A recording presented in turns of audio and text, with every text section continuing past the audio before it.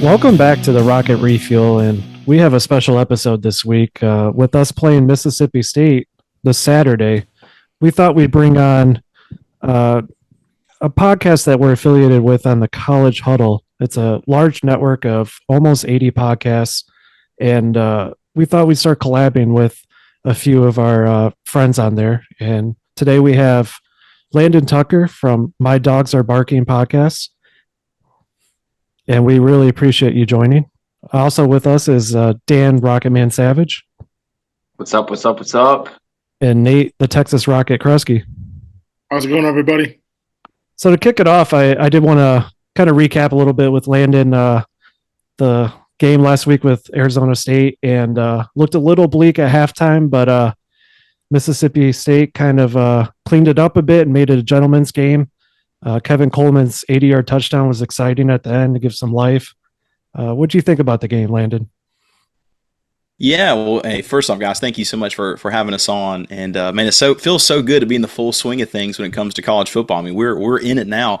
You know, I'll tell you, for Mississippi State fans, first off, it's brutal for a 9:30 kickoff time since the game's being played on the West Coast.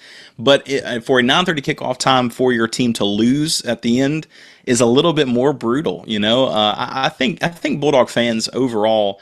Really were discouraged. The first half, as you mentioned, I mean, it's 27-3 at the half. Arizona State winning, and defensively, Mississippi State did not look competitive, but by any means. So a very very disappointing thing. And of course, the second half offensively turns around and makes a little bit of a game. But I think for Mississippi State fans, there's certainly a maybe not a panic, but certainly a worry about the defense and the defensive line specifically because Cam Scatterbo was out there looking like Herschel Walker and Barry Sanders and Adrian Peterson put into one and rushed for 262 yards on the Bulldogs defense. And Mississippi State really did not challenge Arizona State to throw whatsoever, but could not stop the run. So definitely worrisome coming into this Week 3 game. And that's so tough too, man. We were rooting for you guys. Now that the fact that your backs are against the wall, that's not looking great as far as what we thought could happen. We were rooting for you guys to be a 5-6 win team and come in here 2-0. And now we know that, you're not going to overlook Toledo. Yeah, absolutely not. And I'm glad you mentioned that. Yeah, that Arizona State, maybe 6 months ago was a game that certainly I thought should be a win. They were 3-9 coming off of last year. I mean, they looked improved, but still a team that struggled. Well, now if you're the Bulldogs, and if you're trying to get to 6 wins to get to a bowl game, it really is slim pickings when you think about what's coming up next. Because after Toledo is Florida, and then you go on the road at Texas, and then you go on the road at Georgia, and then and if that wasn't enough, you have back-to-back. Very difficult games towards the end of the season as well with Missouri, and now Arkansas looks like a team, and Ole Miss. So in terms of picking your wins before they actually happen, there's not many things to look forward to really outside of UMass. What is probably the only one where Bulldog fans are saying, okay, I feel pretty confident about this. But after last week and the rushing defense really failing, who's to say? Nate, you got a question for our guy over here? Yeah, let me so just want to get to know you guys' campus a little bit. We don't get down there too often versus the SEC and the MAC, but I had the privilege of being down there in 2016. You guys played South Alabama. Surprisingly, was not a great outcome for that one. I was shocked, but just tell us a little bit about your campus, kind of your culture, and tell us a little bit of a difference between you guys and Ole Miss, and just what you think is better about your campus and everything like that. That's a good question, Nate. Well, I'll tell you, if you ever look at Ole Miss is a lot of. I think that the best way I've heard it compared is Ole Miss and Mississippi State is the difference between old money, which is Ole Miss, and no money, which is Mississippi State. Mississippi State is a big agricultural school. And so it's a lot of founded by a lot of descendants of farmers and sons and daughters of people who were heavily involved in agricultural, and you can see that on the campus with all the. It used to be a cow pasture back in the day, and so you kind of looking at it from a distance, you can go, oh man, I can see where there was nothing here for a long time, and so the campus like the city of Starkville is all based around of the campus. And without that, who knows what Starkville would even be, like several small southern towns. It all kind of focuses around that. But I think you'll find in being there, the town, the people, and the players, at least before the transfer portal, really are kind of one and the same. And that is a lot of people who are kind of under the radar, regular folks that are blue collar, trying to work hard to make a living for what they have. And sometimes that comes out in athletics for guys who are, think about Dak Prescott. Originally was recruited to Mississippi State, not offered by LSU, was a 2-star on several recruiting websites, but a 3 on most, and certainly was not looked at to be a quarterback. And several other guys who have been developed over the years were similar, kind of under the radar guys that worked really hard, that Mississippi State tried to squeeze the most out of. And that's what you get with a lot of the town of Starkville. Regular hardworking people. And then Ole Miss, not to say that they're not working hard, but that's a lot more of your lawyers, a lot more folks wearing ascots walking around, So there's a difference between people. And so you can see just kind of naturally where that rivalry would happen with, hey, we're working hard, we're regular folks, versus, the folks wearing suits and ties every day. It just kind of makes a natural rivalry, I'd say. To bridge on that, Landon, I did want to ask you, we have a few Rocket fans heading down for the game. Do you have any recommendations around there to, check out, go get a bite to eat? Absolutely. And, there's an area in town called the Cotton District. You'll see several bars and restaurants there.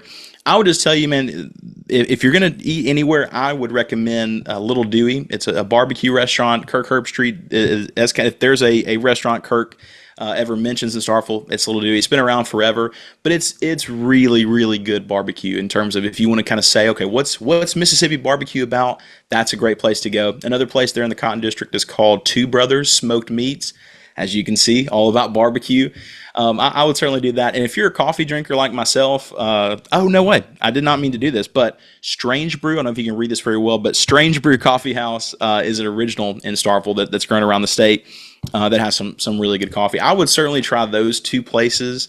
But I hope for the people who are coming down, sometimes going into a an opponent's stadium, town, you just never know what you're going to get. I've heard many horror stories from LSU fans of going down there. I live in Tuscaloosa, Alabama, so this is where the University of Alabama is. And man, I've encountered some folks that are just not super kind when I've got my team's jersey on. I would really say that the folks in Starkville are not those type of people to be agitating or interrogating or confrontational naturally. Now, of course, just like anything, they're just random people maybe that had too much to drink. But hopefully people will be very gracious and very kind. But there are some really good places to eat. So if you have some time, I would certainly stop by either Two Brothers or Little Dewey for some barbecue. I'm sure the vibe's a little different too when it's not a conference game, like playing Alabama or LSU. Yeah, sure. Yeah, that's a little bit different. Although, in a way, those two teams are both so revered that a lot of Mississippi State fans, even going into it, are like, we're not going to mess with this guy. It's kind of like inviting a bully into your house. Like, I don't want to make him really mad. He's already going to do what he's going to do. So now Ole Miss is a little bit different because there's that natural rivalry. That's one where some words probably get exchanged, along the way. But no, I hope everybody will be kind whenever folks visit. Okay. So kind of back to the game and the seasons that we've had so far. You mentioned the rush defense wasn't great last week, but coming into the year, that wasn't the part of the defense I thought was going to struggle. I thought it was going to be the pass defense. So what's a bright spot on your guys' team, and then something that you really think you need to fix before the end of the season, but even quicker before Toledo comes to town? Do you mean as the team as a whole or on defense? Team as a whole, yeah. Yeah, well, I'll tell you, especially in the second half last week, and certainly all of week one, the passing game seems like it's going to work. Seems like Blake Shapen, the quarterback, is confident. He has not turned the ball. Well, I'll take that back. He's not thrown an interception. There was a fumble last week, but seems to, for the most part, take care of the ball.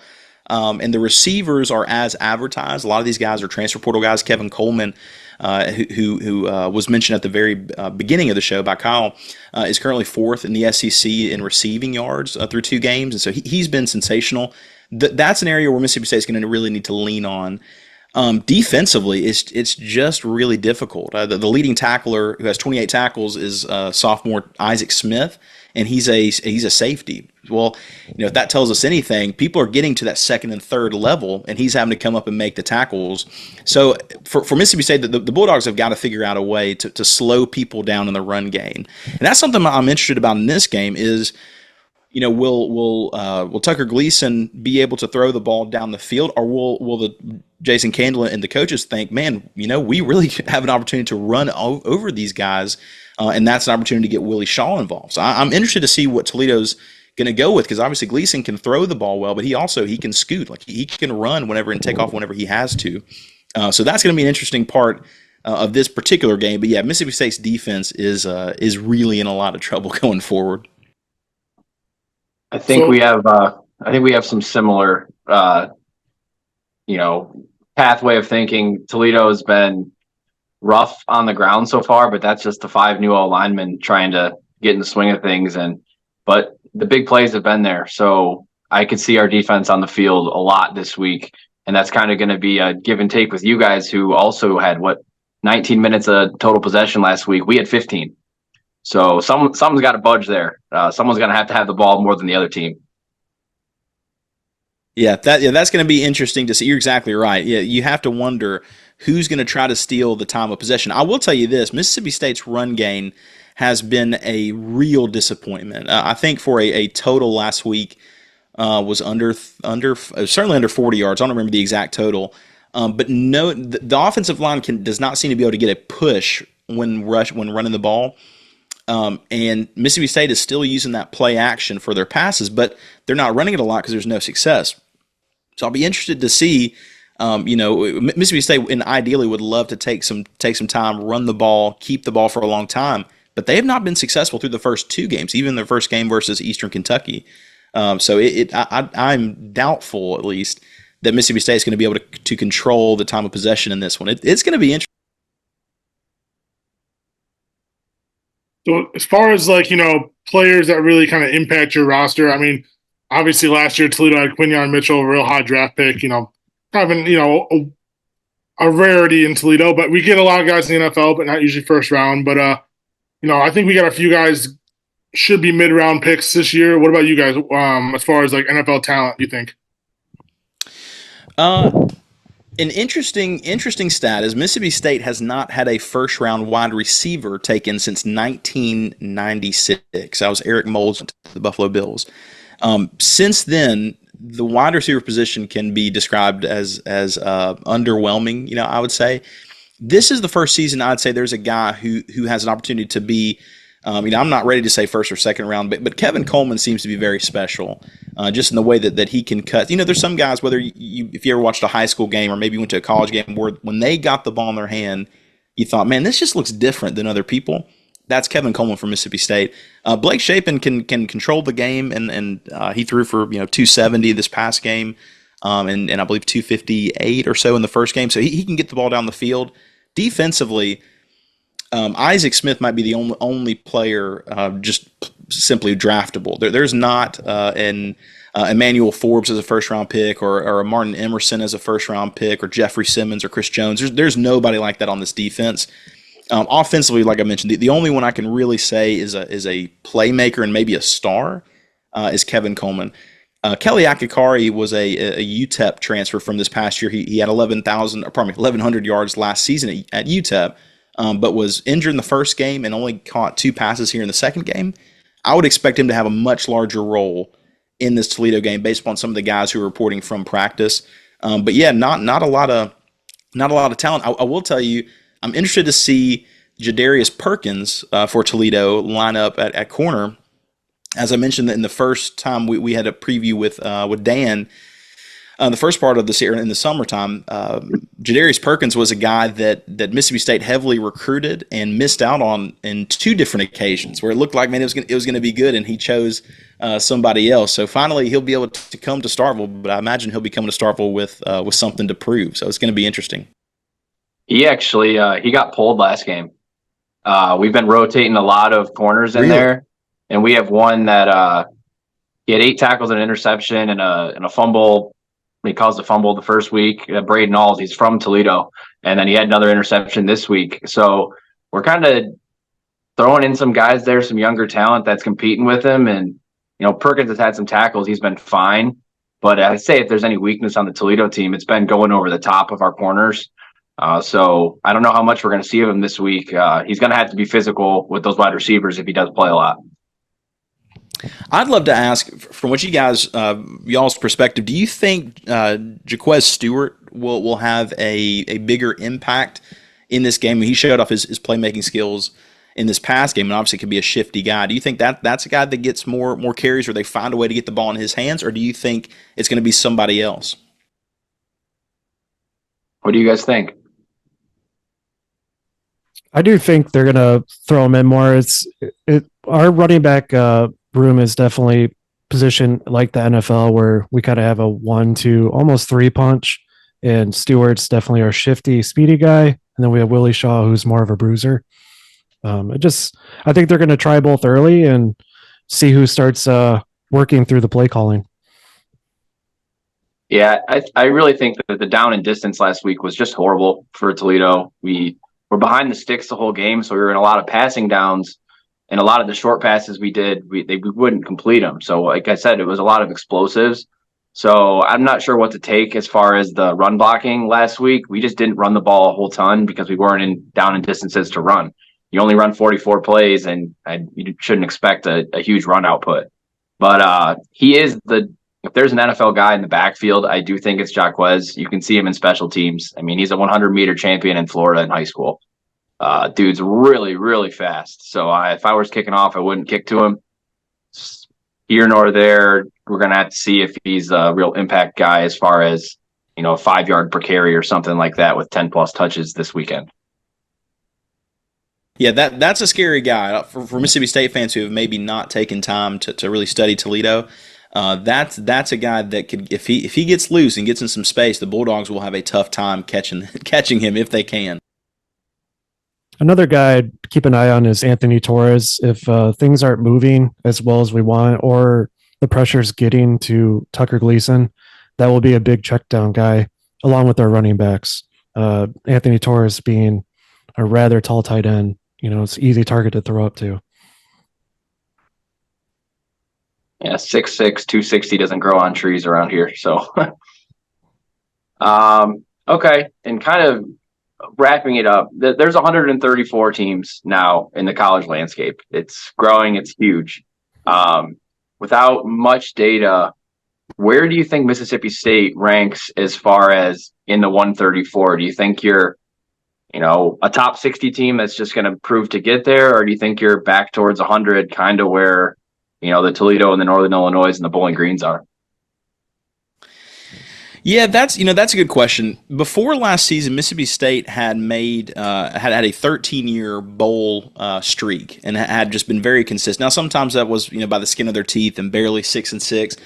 Some of those years were Dak Prescott years, and other guys having 9 and 10 wins. But the current Mississippi State roster from last year, after Mike Leach passed away, has really not looked very good. Now there's some hope with Jeff Levy. There's a lot of excitement because of what he can do offensively, but he's a first year coach, so you don't know. Those things can turn south quickly. At the moment, Mississippi State is nowhere near a top 60 team. Now that they have some opportunities this weekend, for instance, there's a lot of visitors who are going to be taking their official visit. 5-star wide receiver Caleb Cunningham will be in Starkville this weekend to watch the Bulldogs, along with some other 4-star and high caliber type of players. So there's some opportunities, but from what we're hearing on the recruiting standpoint, people want to see if this offense can work before they jump in with both feet. If you're a defensive recruit and want to just see if the scheme works, thus far the answer is no. And so Mississippi State has a lot to work with. At the moment, they're on that, but I would say somewhere between that 70 to 90 to 95 rank. It's tough. Now they can compete. It is an SEC caliber. They do have some SEC caliber players on the roster, but it's not at the level of probably where they're wanting it to be. So at the moment, they have got some work to do, and it all starts this weekend against Toledo, because after this weekend, as I mentioned, you got Florida coming into town. That's a winnable game in theory. I would say as long as DJ Lagway isn't the full-time starter, which at the moment, for whatever reason, he's not. He's splitting it with Graham Mertz, so that's a winnable game. And then you have Texas, who's probably the best or second best team in the country coming in, followed by Georgia. So this is a season where Mississippi State is just trying to get back and establish their presence as a bowl team. And then from there, we'll see where they go. But right now, they're not where they're wanting to be. So Toledo has a great opportunity this weekend. Yeah, Toledo right now sits, in that mid-70s range, and that's probably, they could probably creep into the top 60 or even 50 as far as overall talent. But the fact that this might be our only game that we're not favored this season, maybe now at Northern Illinois we aren't. Toledo is going to be approaching the top 25 if they can get it done this week throughout the rest of the season, because you're just going to be favored. So it's one of those weird things where the AP poll and the coaches poll will put you higher as a G5 just because of your gaudy record, even though team quality is still, probably, I would say middle to back end of the SEC or something like that. Yeah, and I'll just say this because sometimes you can't really see your own situation until there's somebody else on the outside. So I'll just say this from someone outside of Toledo. Toledo is incredibly respected. Obviously, you guys have beaten some SEC teams, but always remarkably competitive and good. And also, nowadays, you don't have coaches that have been at one place for 9 and 10 years, like Jason Candle. And so that's frightening. I mean, think about it. Coaching advantage this weekend is Toledo. Jason Candle knows his team. He knows what they can do. He's been in this position before. Jeff Lebby has never been in this spot before. He's coming off a loss. I mean, it's a 7-point loss on the road versus another a team from the Big 12. So it's not necessarily a terrible loss. But he's never been in this spot where, as he goes into the season, there's a good Toledo team coming in with a lot of experience and a really, really talented coaching staff. And so the Bulldogs are kind of have their back against the wall this weekend. And so I'm excited to see which way and which direction this thing goes, because it could derail the Bulldogs season with the loss of Toledo comes in and plays really well. As you mentioned, kind of controls the time of possession. But it also could spring forward and kind of give them some confidence going into Florida week. Sure. Guys, do you have anything else to add here? I don't think so. You good, Nate? Texas Rocket. One question for you, I guess.